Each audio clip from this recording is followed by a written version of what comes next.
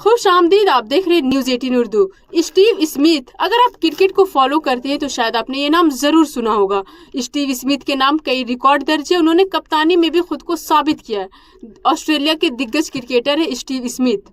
अब उन्हें लेकर एक बड़ी खबर सामने आ रही है। दरअसल स्टीव स्मिथ ने वनडे फॉर्मेट से रिटायरमेंट का ऐलान कर दिया। जी हाँ, स्टीव स्मिथ ने वनडे क्रिकेट को अलविदा कह दिया। उन्होंने इतना बड़ा फैसला क्यों लिया, इस पर उन्होंने कोई बयान नहीं दिया, लेकिन उन्होंने इतना जरूर कहा है कि वे नए खिलाड़ियों को मौका देना चाहते हैं। उन्होंने ये भी कहा कि करियर के दौरान उन्होंने कई यादों को बटोरा है।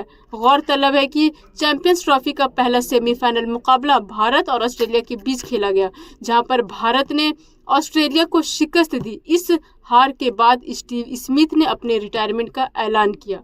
इसी के साथ इजाजत दीजिए और बाकी की खबरों के लिए न्यूज 18 उर्दू के साथ बने रहिए। शुक्रिया। फी अमानिल्लाह।